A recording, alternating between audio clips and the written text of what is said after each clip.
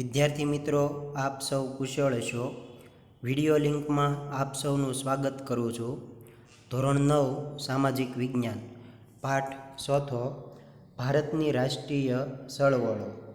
આ પાઠમાં આપણે અગાઉના વિડીયોમાં 1857નો સ્વાતંત્ર્ય સંગ્રામ વિશે વાત કરેલી, સ્વાતંત્ર્ય સંગ્રામ નિષ્ફળ જવાના કારણો વિશે પણ વાત કરેલી, જે પ્રશ્ન તમને હોમવર્કમાં લખવા માટે આપેલ. ત્યારબાદ આપણે બહિષ્કાર અને સ્વદેશી ચળવળ વિશે વાત કરેલી, જેમાં બંગભંગ આંદોલન વિશે પણ વાત કરેલી. આ પ્રશ્ન પણ તમને હોમવર્કમાં લખવા માટે આપેલ. ત્યારબાદ આપણે મુસ્લિમ લીગ વિશે વાત કરેલી અને આપણે ઉગ્ર ક્રાંતિકારી ચળવળનો ઉદ્ભવ અને વિકાસ વિશે વાત કરી રહ્યા હતા. તો આગળ જોઈએ તો લોકમાન્ય બાળ ગંગાધર ટિળકે તો ઉગ્ર ભાષામાં જાહેર કર્યું, સ્વરાજ્ય મારો જન્મસિદ્ધ હક છે અને તેને લઈને જ હું જંપીશ. લોકમાન્ય બાળ ગંગાધર ટિળકે ઉગ્ર ભાષામાં જાહેર કર્યું કે સ્વરાજ્ય મારો જન્મસિદ્ધ હક છે અને તેને હું મેળવીને જ જંપીશ. આ સૂત્ર છે તે આઝાદીના ક્રાંતિકારી લડવૈયાઓનો મંત્ર બની ગયો. સ્વરાજ મારો જન્મસિદ્ધ હક છે અને તેને હું મેળવીને જ જંપીશ. આ આઝાદીના ક્રાંતિકારી લડવૈયાઓનો મંત્ર બની ગયો. ત્યારે ભારતના નવયુવાનોના એક વર્ગ વિદેશી શાસનની ગુલામીમાંથી આઝાદી મેળવવા પ્રયાસો હાથ ધર્યા. ભારતના નવયુવાનોના એક વર્ગે વિદેશી શાસનની ગુલામીમાંથી, એટલે કે આપણા દેશમાં જે અંગ્રેજો રાજ કરી રહ્યા હતા તેની ગુલામીમાંથી મુક્ત થવા માટે, આઝાદી મેળવવા માટે પ્રયાસો હાથ ધર્યા. ઉગ્ર ક્રાંતિકારી લડતના લડવૈયા માતૃભૂમિની સ્વતંત્રતા માટે હસ્તે મુખે બલિદાનો આપવા તત્પર હતા. ઉગ્ર ક્રાંતિકારી લડતના લડવૈયાઓ છે તે માતૃભૂમિને સ્વતંત્ર કરવા માટે, આઝાદી અપાવવા માટે હસ્તે મુખે બલિદાન આપવા માટે તૈયાર હતા. તેઓ પ્રાણ આપી શકતા અને આઝાદીની પ્રાપ્તિ માટે બીજાનો પ્રાણ લઈ પણ શકતા.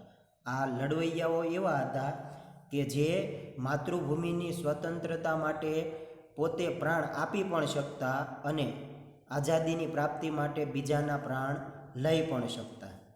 ભારતમાં મહારાષ્ટ્ર, બંગાળ, પંજાબ, બિહાર, ઓરિસ્સા, ગુજરાત, રાજસ્થાન, મદ્રાસ પ્રાંત, ઉત્તર પ્રદેશ અને મધ્ય ભારતમાં ક્રાંતિકારી પ્રવૃત્તિઓ પ્રસરી હતી, એટલે કે ફેલાઈ હતી. આ પ્રવૃત્તિઓમાં મિત્ર મેળા સોસાયટી, અભિનવ ભારત સમાજ, અનુશીલન સમિતિ, ત્યારબાદ અંજુમન એ મુહિલ્લાને વતન, ઇન્ડિયન પેટ્રિયોટ્સ એસોસિએશન, એ પાછળથી ભારત માતા નામે જાણીતી થઈ, વગેરે સંસ્થાઓ સ્થાપીને ક્રાંતિકારી પ્રવૃત્તિઓને ભારે વેગ આપ્યો. આ બધી સંસ્થાઓ સ્થાપીને ક્રાંતિકારી પ્રવૃત્તિઓને વેગ આપ્યો. આ સંસ્થાઓ એવી હતી કે દેશને આઝાદ કરવા માટે તેઓ તાલીમ આપવામાં આવતી, ઘોડેસવારી, ત્યારબાદ શસ્ત્રોનો ઉપયોગ કરવાની તાલીમ આપવામાં આવતી, શસ્ત્રો કઈ રીતે બને તેની તાલીમ આપવામાં આવતી. પ્રથમ તબક્કામાં સંધ્યા, યુગાંતર, નવશક્તિ અને વંદે માતરમ, ત્યારબાદ કેસરી, મરાઠા જેવા વર્તમાનપત્રો અને સામયિકોએ સતત બળ પૂરું પાડ્યું. પહેલા તબક્કામાં સંધ્યા, ત્યારબાદ યુગાંતર, નવશક્તિ અને વંદે માતરમ, ત્યાર પછી કેસરી, મરાઠા, આ બધા જે વર્તમાનપત્રો છે અને જે સામયિકો છે તેણે સતત પ્રેરણા પૂરી પાડી. એટલે આ જે વર્તમાનપત્રો અને સામયિકોમાં જે વિચારો રજૂ કરવામાં આવે, લોકો એક બને, હળીમળીને સંગઠન શક્તિ ઊભી થાય, તે માટેની પ્રેરણા મળતી રહી. અલીપુર હત્યાકાંડમાં 34 જેટલા ક્રાંતિકારીઓ પર કેસ ચલાવાયો. હાવડા હત્યાકાંડ તથા ઢાકા હત્યાકાંડના અનેક ક્રાંતિકારીઓની ધરપકડ કરાયેલી. દિલ્હીમાં વાઇસરોય હાર્ડિઝ પર બોમ્બ ફેંકી હત્યા કરવાનો પ્રયાસ, ત્યારબાદ 13 નવેમ્બર 1909ના રોજ અમદાવાદમાં રાયપુર દરવાજા બહાર વાઇસરોય મિન્ટો ઉપર નખાયેલ બોમ્બ વગેરે બનાવો દ્રષ્ટાંતો રૂપે આપી શકાય. બીજા તબક્કામાં કાકોરી લૂંટ કેસ, ત્યારબાદ લાહોર હત્યાકાંડ અને કેન્દ્રીય ધારાસભામાં બોમ્બ નાખવાના બનાવો બનેલા. આ સઘળી પ્રવૃત્તિઓમાં સહભાગી બનનાર ક્રાંતિવીરો વિશે તમે અગાઉના ધોરણમાં એટલે કે ધોરણ 8માં અભ્યાસ કરી ચૂકેલા છો. બીજા તબક્કામાં જે કાકોરી લૂંટ કેસ, ધોરણ 8માં તમે ચંદ્રશેખર આઝાદ વિશે જે શોર્ટ નોટ આવતી તેમાં આવતું. ત્યાર પછી લાહોર હત્યાકાંડ અને કેન્દ્રીય ધારાસભામાં બોમ્બ નાખવાના બનાવો બનેલા. આ સઘળી પ્રવૃત્તિઓમાં સહભાગી બનનાર ક્રાંતિવીરો વિશે તમે અગાઉના ધોરણમાં અભ્યાસ કરી ચૂકેલા છો. હવે આપણે ગુજરાતમાં ઉગ્ર ક્રાંતિકારી ચળવળ વિશે વાત કરીએ. ગુજરાતમાં ઉગ્ર ક્રાંતિકારી ચળવળ. ગુજરાતમાં સશસ્ત્ર ક્રાંતિની ભૂમિકા તૈયાર કરનાર સર્વપ્રથમ નેતા અરવિંદ ઘોષ હતા.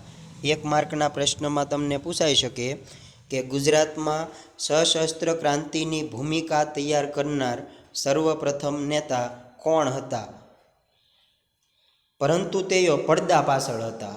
અરવિંદ ઘોષ હતા તે પડદા પાછળ હતા. અરવિંદ ઘોષના ભાઈ બારિન્દ્ર કુમાર ઘોષ હંમેશા આગળ રહેતા. અરવિંદ ઘોષ છે તે પડદા પાછળ રહેતા અને તેમના ભાઈ જેનું નામ હતું બારિન્દ્ર કુમાર ઘોષ એ હંમેશા આગળ રહેતા.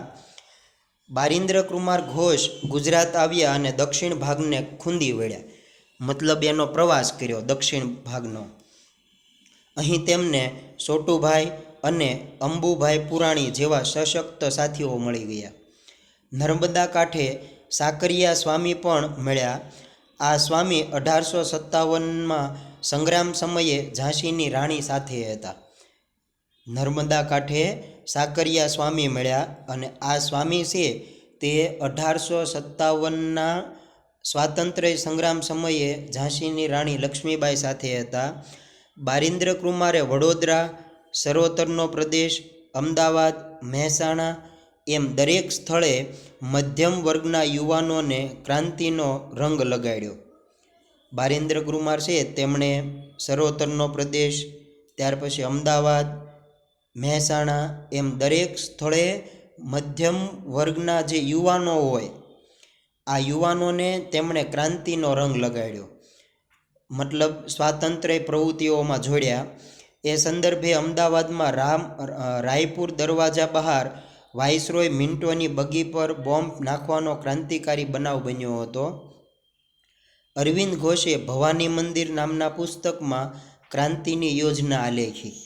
અરવિંદ ઘોષ છે તેમને ભવાની મંદિર નામના પુસ્તકમાં ક્રાંતિની યોજના આલેખી. તેનો ગુજરાતી ભાષામાં અનુવાદ પણ કરાયો. ભવાની મંદિર નામના પુસ્તકનો ગુજરાતી ભાષામાં અનુવાદ પણ થયો. ઉપરાંત દક્ષિણા સામયિકમાં તે છપાયેલું.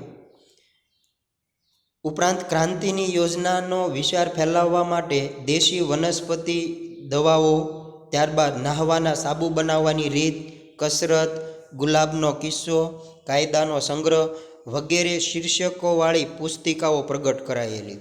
આ જે પુસ્તિકાઓ છે તેમના ટાઇટલ એટલે કે શીર્ષક એ ટાઈપના રાખવામાં આવ્યા કે જેથી અંગ્રેજ લોકોને ખ્યાલ ન આવે. દાખલા તરીકે દેશી વનસ્પતિ દવાઓ, ત્યારબાદ નાહવાના સાબુ બનાવવાની રીતો, કસરત, ગુલાબનો કિસ્સો, કાયદાનો સંગ્રહ એવા શીર્ષક રાખવામાં આવ્યા. કારણ કે અંગ્રેજોને તેની માલુમ ન થાય એટલા માટે. હકીકતમાં આ જે પાઠ્યપુસ્તકો અથવા તો પુસ્તકો છે, સામયિકો છે, તેમાં શસ્ત્રો કઈ રીતે બને, ત્યારબાદ શસ્ત્રોનું ઉપયોગ કઈ રીતે કરવાનો તેનો વિસ્તારપૂર્વક વર્ણન કરવામાં આવતું, જેથી અંગ્રેજોને ખબર જ ન પડે. આવા શીર્ષક નીચે પુસ્તકો આપવામાં આવે જેથી અંગ્રેજોને ખ્યાલ ન આવે. આ પુસ્તિકાઓમાં અહીં આપેલું જ છે. આ પુસ્તિકાઓમાં બોમ્બ બનાવવાની રીતો પણ હતી. ટાઇટલ એવું આપેલું હોય કે સાબુ બનાવવાની રીત, પણ અંદર જે પ્રકાશિત થયેલું હોય તેમાં બોમ્બ બનાવવાની રીત લખેલી હોય જેથી કરીને અંગ્રેજોને ખ્યાલ ન આવે. તો આ પુસ્તિકાઓમાં બોમ્બ બનાવવાની રીતો પણ હતી. ત્યારબાદ સાંદોદ કરનાળી પાસે ગંગનાથ વિદ્યાલયની સ્થાપના કરાય. આ જે વિદ્યાલય છે ગંગનાથ વિદ્યાલય, તેમાં અંદરખાને ક્રાંતિકારી પ્રવૃત્તિઓ ચાલતી હતી. આ વિદ્યાલયમાં અંદરખાને ક્રાંતિકારી પ્રવૃત્તિઓ ચાલતી, એટલે કે બોમ્બ કઈ રીતે બને, ત્યારબાદ તેનો ઉપયોગ કઈ રીતે થાય, ગોળીઓ કઈ રીતે ચલાવી શકાય, તેની ટ્રેનિંગ આપવામાં આવતી. ગુજરાતના ઘણા યુવાનો આ ક્રાંતિકારી પ્રવૃત્તિમાં જોડાયા. સરકારે તેમની સામે સખત પગલાં ભર્યા, પરંતુ લડત ન અટકી. છેવટે સરકારને પણ લાગ્યું કે માત્ર દમન ચક્રથી શાસન નહીં ચાલે. લડત ન અટકી અને સરકારને એવું લાગ્યું કે દમન ચક્રથી, મતલબ આ આંદોલનોને દબાવી દેવાથી શાસન થઈ શકશે નહીં. હવે આપણે વિદેશોમાં ક્રાંતિકારી ચળવળ વિશે જોઈએ. ભારતને અંગ્રેજોના શાસનમાંથી મુક્તિ અપાવવા માટે વિદેશોમાં પણ ક્રાંતિકારી ચળવળની શરૂઆત થઈ હતી. ભારતને અંગ્રેજોના શાસનમાંથી મુક્તિ અપાવવા માટે વિદેશોમાં પણ ક્રાંતિકારી ચળવળની શરૂઆત થઈ હતી. ભારતમાં ઉદ્ભવેલી ઉગ્ર ક્રાંતિકારી પ્રવૃત્તિઓ ભારતની બહાર છેક England, Canada, America, Germany, France, ત્યારબાદ Myanmar, Malaya, Singapore, Afghanistan, Russia વગેરે પ્રદેશોમાં પ્રસાર પામી. વિદેશમાં ક્રાંતિકારી પ્રવૃત્તિમાં સક્રિય ક્રાંતિકારીઓ. વિદેશમાં ક્રાંતિકારી પ્રવૃત્તિમાં સક્રિય ક્રાંતિકારીઓ હતા, તેના વિશે જોઈએ. શ્યામજી કૃષ્ણ વર્મા, ત્યારબાદ મદનલાલ ઢીંગરા, વીર સાવરકર, લાલા હરદયાલ, ઉધમસિંહ, રાજા મહેન્દ્ર પ્રતાપ, મેડમ ભીખાઈજી કામા, સરદારસિંહ રાણા, મૌલાના અબ્દુલ્લા, મૌલાના બશીર, સંપક રમણ પિલાઈ, ડૉક્ટર મથુરસિંહ, ખુદાબક્ષ જેવા ક્રાંતિકારીઓ સંકળાયેલા હતા. આ બધા ક્રાંતિકારીઓ છે તે વિદેશમાં ક્રાંતિકારી પ્રવૃત્તિઓમાં સંકળાયેલા હતા. હવે આપણે વિદેશમાં ક્રાંતિકારી પ્રવૃત્તિઓ વિશે વાત કરીએ. વિદેશમાં ક્રાંતિકારી પ્રવૃત્તિ. વિદેશમાં થતી ક્રાંતિકારી પ્રવૃત્તિઓ દ્વારા ભારતની ક્રાંતિકારી પ્રવૃત્તિને વેગ મળતો હતો. વિદેશમાં થતી ક્રાંતિકારી પ્રવૃત્તિઓ દ્વારા ભારતની ક્રાંતિકારી પ્રવૃત્તિને વેગ મળતો હતો.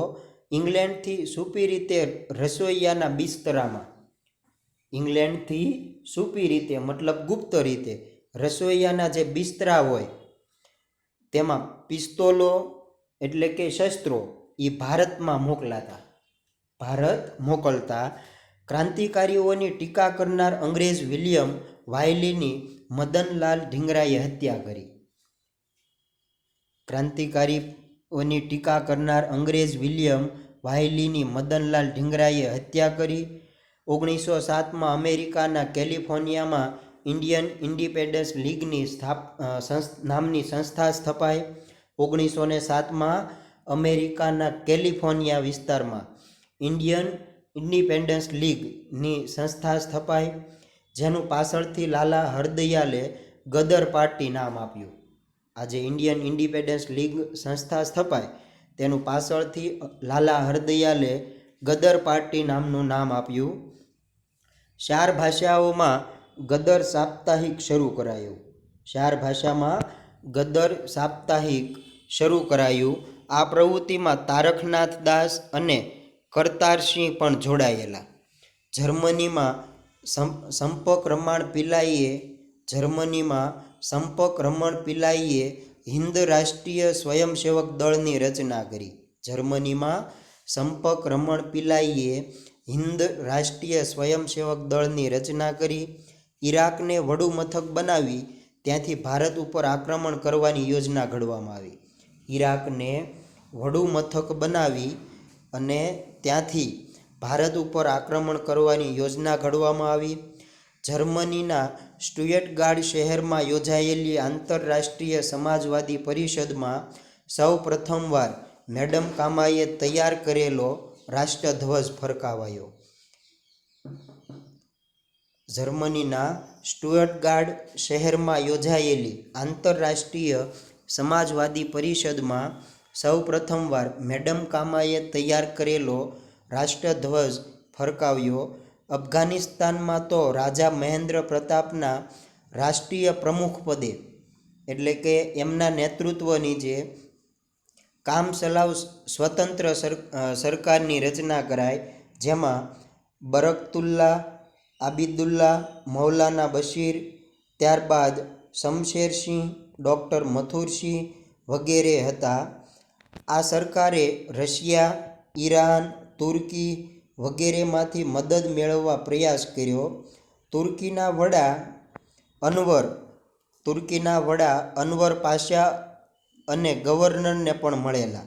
રેશમી રૂમાલ ઉપર લખેલું ગાલિબનામા ષડયંત્ર તમામ મુસ્લિમોએ એકત્રિત એટલે કે સંગઠિત થઈ ખ્રિસ્તીઓની સામે જંગ માંડ્યો એ પકડાઈ ગયું.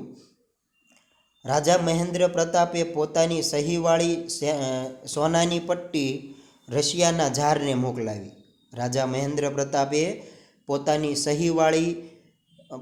સહીવાળી સોનાની પટ્ટી રશિયાના ઝારને મોકલાવી, જેમાં ઝારને ઇંગ્લેન્ડ સાથેના સંબંધો તોડી નાખવા જણાવેલું. આ જે સોનાની પટ્ટી મોકલાવેલી તેમાં ઝારશાહીના જે રાજા હતા તેને ઇંગ્લેન્ડ સાથેના સંબંધ છે તે તોડી નાખવા જણાવેલું. રશિયાના ક્રાંતિવીર ટ્રોટ્સ્કીએ તો ભારતના ક્રાંતિકારીઓને બધી જ મદદ કરવા વચન આપેલું.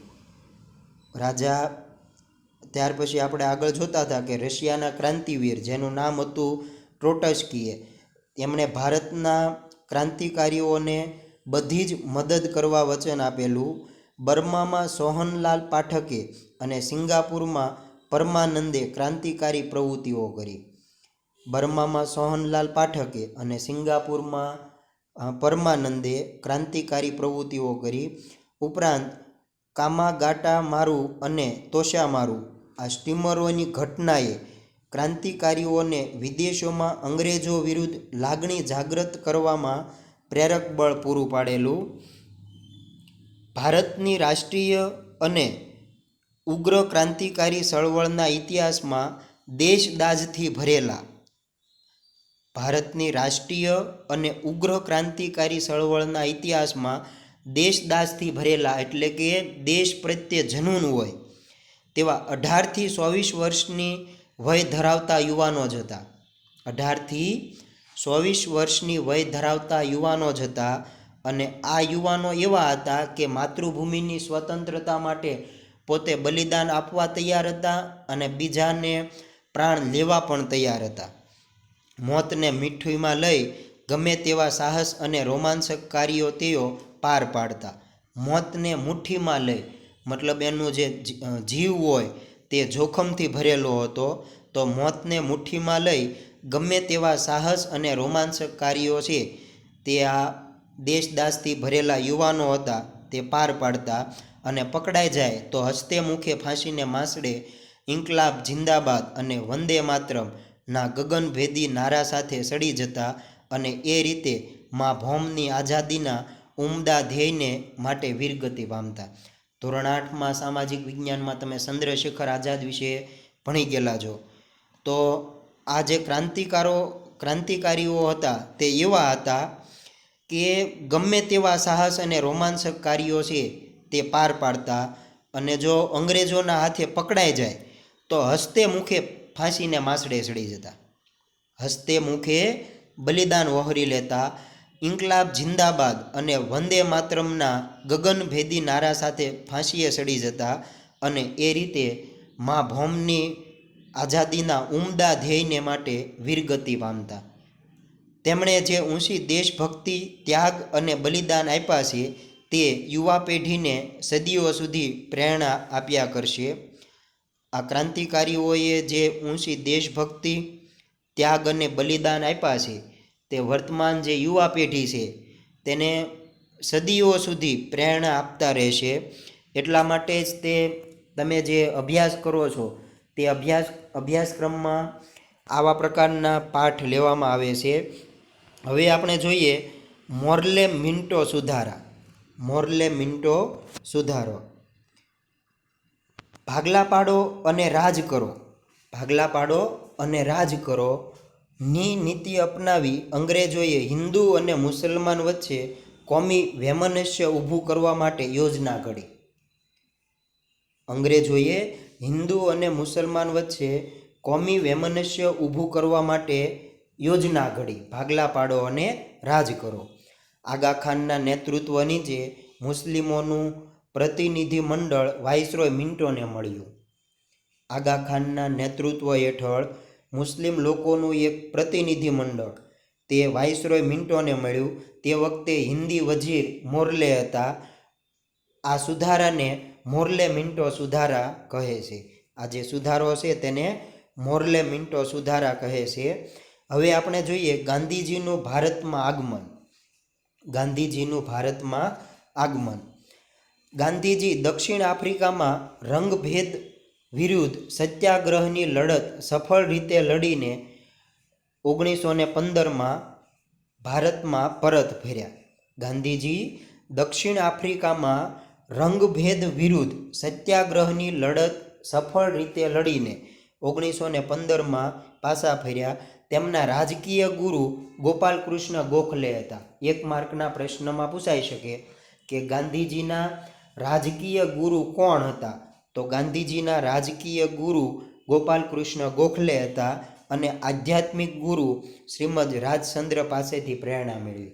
ગાંધીજીના આધ્યાત્મિક ગુરુ શ્રીમદ રાજચંદ્ર હતા. આ પણ એક માર્કના પ્રશ્નમાં પૂછાઈ શકે. ફરી એકવાર ગાંધીજીના રાજકીય ગુરુ ગોપાલકૃષ્ણ ગોખલે અને આધ્યાત્મિક ગુરુ શ્રીમદ રાજચંદ્ર હતા. ગાંધીજીએ ઘણા ખરા ભાગોનો પ્રવાસ કરી હિન્દના જીવનને ઓળખવા પ્રયાસ કર્યો. ગાંધીજીએ ઘણા ખરા ભાગોનો પ્રવાસ કરી અને હિન્દના જીવનને ઓળખવાનો પ્રયાસ કર્યો, જેથી કરી લોકોની પરિસ્થિતિ વિશે જાણી શકાય. એટલા માટે તેણે ઘણા ખરા ભાગોનો પ્રવાસ કર્યો. હિન્દુસ્તાનની ગરીબીનું મૂળ અંગ્રેજો દ્વારા થતા શોષણને કારણભૂત ગણી. હિન્દુસ્તાનની એટલે કે ભારતના લોકો જે ગરીબાઈ તરફ ધકેલાઈ રહ્યા હતા તેનું મૂળ કારણ અંગ્રેજો દ્વારા થતું ભારતીય લોકોનું આર્થિક શોષણ એને કારણભૂત ગણી, જવાબદાર ગણી હિન્દમાંથી બ્રિટિશ શાસનને નાબૂદ કરવાના ઉપાયો વિચાર્યા. હિન્દમાંથી બ્રિટિશ શાસનને નાબૂદ કરવાના, અંગ્રેજોની ગુલામીમાંથી આપણા દેશને મુક્ત કરવા, સ્વતંત્ર કરવા ઉપાયો ધર્યા. હવે આપણે જોઈએ રોલેટ એક્ટ વિશે. આ રોલેટ એક્ટનો પ્રશ્ન પણ તમે ધોરણ 8માં ભણી ગયેલા છો. આ પ્રશ્ન આઈએમપી પ્રશ્ન છે, 2 અથવા 3 માર્કમાં પૂછાય છે. જોઈએ રોલેટ એક્ટ વિશે. બ્રિટિશ સરકારે ઇંગ્લેન્ડના કાયદા ખાતાના પ્રધાન રોલેટના અધ્યક્ષપદે, રોલેટ નામના વ્યક્તિ હતા, એમના અધ્યક્ષપદે એટલે કે એમના નેતૃત્વ નીચે રોલેટ એક્ટ કાયદો ઘડી કાઢ્યો. બ્રિટિશ સરકારે ઇંગ્લેન્ડના કાયદા ખાતાના પ્રધાન રોલેટના અધ્યક્ષપદે રોલેટ એક્ટ ઘડી કાઢ્યો ઈસવીસન 1909માં. આ કાયદો ક્રાંતિકારીઓ અને રાષ્ટ્રવાદીઓનું દમન કરવાના ઉદ્દેશ્યથી ઘડાયેલો હતો. આ રોલેટ એક્ટ નામનો કાયદો છે તે ક્રાંતિકારીઓ અને રાષ્ટ્રવાદીઓ હતા એમનું દમન કરવાના ઉદ્દેશ્યથી ઘડાયેલો હતો. આ કાયદો છે ક્રાંતિકારીઓ દ્વારા જે પ્રવૃત્તિઓ કરવામાં આવે, દેશને આઝાદ કરવા માટે ક્રાંતિકારીઓ દ્વારા જે પ્રવૃત્તિઓ થાય તે પ્રવૃત્તિઓને દમન કરવાનું એટલે કે દબાવી દેવાના હેતુથી ઘડાયેલો હતો. વ્યક્તિ સ્વાતંત્ર્ય અને વાણી સ્વાતંત્ર્યને હણી નાખતો આ કાયદો કાળા કાયદા તરીકે ઓળખાયો. આ જે કાયદો છે તે વ્યક્તિ સ્વાતંત્ર્ય અને વાણી સ્વાતંત્ર્યને હણી નાખતો કાયદો હતો અને એટલા માટે તે કાળા કાયદા તરીકે ઓળખાયો.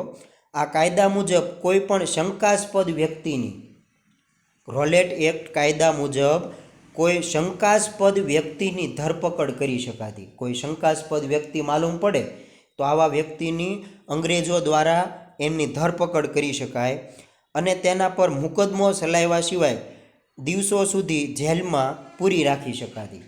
મુકદ્દમો ચલાવ્યા સિવાય ઘણા દિવસો સુધી તેમને જેલમાં પૂરી રાખી શકાતી, જેથી ગાંધીજીએ આને કાળો કાયદો કહ્યો. ગાંધીજીએ આને કાળો કાયદો કહ્યો. મોતીલાલ નહેરુના મતે દલીલ, અપીલ અને વકીલાતનો અધિકાર લઈ લેવામાં આવ્યો. મોતીલાલ નહેરુના મતે રોલેટ એક્ટ કાયદા દ્વારા લોકોની દલીલ, અપીલ અને વકીલાતનો જે અધિકાર આપવામાં આવ્યો હતો, આ અધિકાર લઈ લેતો કાયદો કહેવામાં આવ્યો. આ કાયદાથી બ્રિટિશ સરકારને વિરોધીઓનું દમન કરવાની વિશાળ સત્તા મળી ગઈ.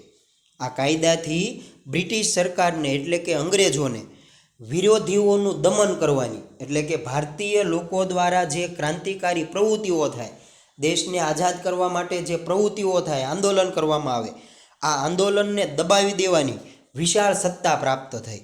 આ કાયદાથી બ્રિટિશ સરકારને વિરોધીઓનું દમન કરવાની વિશાળ સત્તા મળી. તેથી તેનો નેતાઓ અને પ્રજાએ ઠેર ઠેર વિરોધ કર્યો. લોકો અને નેતાઓ દ્વારા રોલેટ એક્ટનો સખત વિરોધ કરવામાં આવ્યો, ઠેર ઠેર વિરોધ કરવામાં આવ્યો. સભાઓ, સરઘસો, દેખાવો અને હડતાલોનું તેના વિરોધમાં આયોજન થયું. સભાઓનું, સરઘસો કાઢવામાં આવ્યા. ત્યારબાદ હડતાલ પર લોકો ઉતરી આવ્યા. રોલેટ એક્ટના વિરોધમાં આવા આયોજન કરવામાં આવ્યા. ગાંધીજીની દિલ્હીમાં સરકારે ધરપકડ કરી. પંજાબમાં ડૉક્ટર સત્યપાલ અને ડૉક્ટર કિસલુની ધરપકડ કરતાં આંદોલન ઉગ્ર થયું.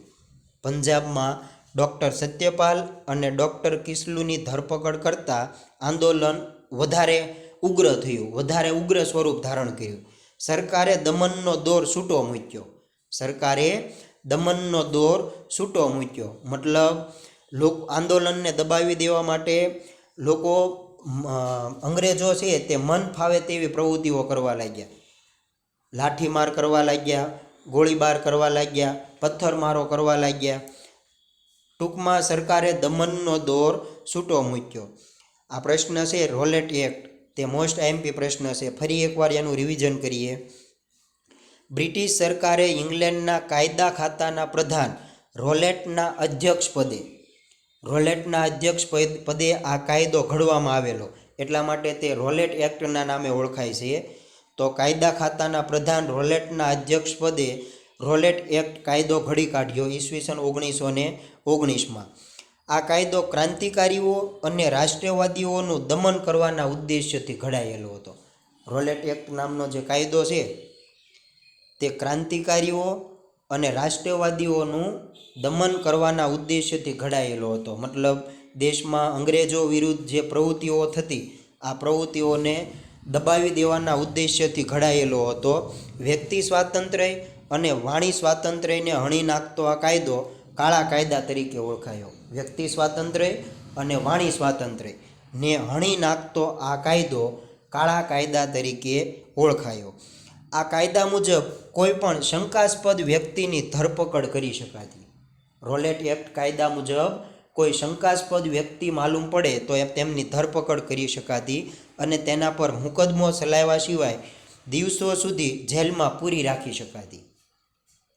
જેથી ગાંધીજીએ આ કાયદાને કાળો કાયદો કહ્યો.